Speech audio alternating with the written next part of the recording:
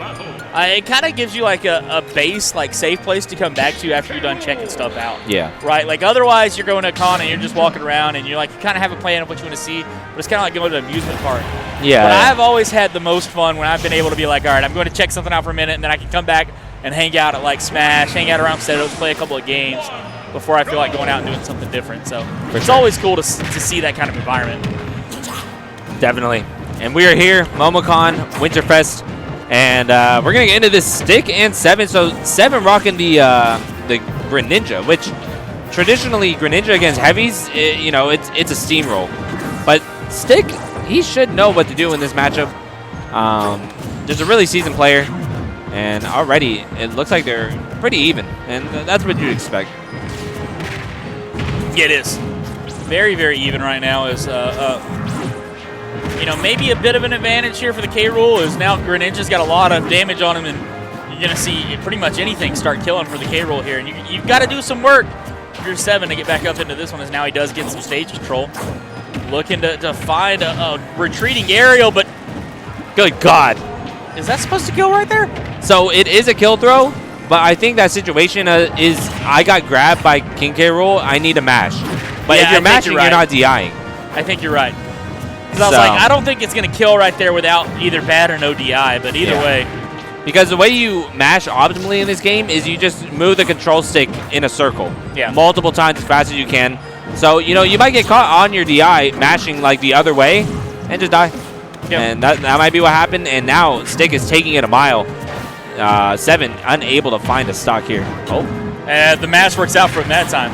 Maybe could have mixed him up again. Yeah. But that's why you see the mash as well. It's because you want to preempt that down it throw. Because you want to be able to get out of that birdie frame one. But there is no frame one right there. You go out, you die, and Se7en in a bit of a hole. Definitely in a bit of a hole. 138, unable to find a stock, and that's just Greninja in a nutshell. Able to find the forward air, though. I mean, that is what you want to see if you're Se7en. Need to get a couple more of those and kind of just overwhelm STiCK. Your comeback potential is really good against heavies because, having them weaving around you, it's almost impossible sometimes. But STiCK is just doing a great job right now. The ledge trapping is, definitely the strong point here. Just keeping Se7en in the corner. Oh, man. All right. Trying to get something going, and it looks like he's getting something started. Se7en is, but STiCK is too strong. Just too strong right now, as Se7en is finally going to be able to get off to the side. And stage control right here, going in deep. That is very risky. He's going to take a fair amount of percent on the back end from that upbeat. Looking for the reset onto that. He wanted to read that neutral get up, but he just didn't put out his option fast enough, and you can see the forward tilt jab coming out right there, but instead it's going to be a back air catching him out, and STiCK's going to take game one relatively convincingly. Yeah, so he's going to do it right there. And Se7en started to pick it up there at the end, but you definitely need to do that throughout the game against STiCK. Too strong to just, let him stick around. No pun intended. So, game two, we're going to see where Se7en wants to go. Probably a smaller stage, nowhere for King K-Rool to run or even zone you out. I think that was a big problem, is he got hit with the crown at least 12 times and the cannonball a couple times. You don't want to get hit by those projectiles. That percent adds up way too quick, and then King K-Rool just grabs you and down throw, and then you're done. Yeah, you do.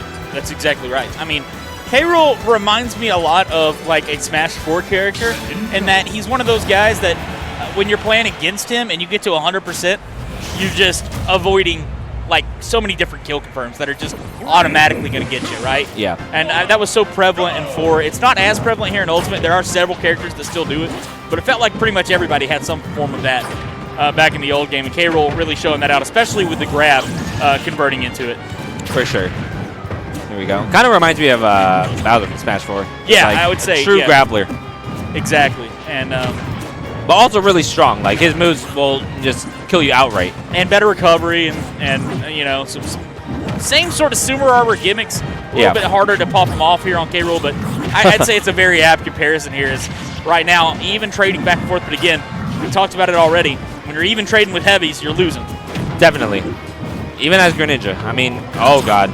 Getting sent off, able to recover both of them. And right now, Se7en really got to take advantage of, STiCK being in disadvantage.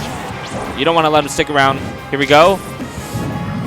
Not going for the side B this time, knowing that it probably won't hit, and the risk is just too high.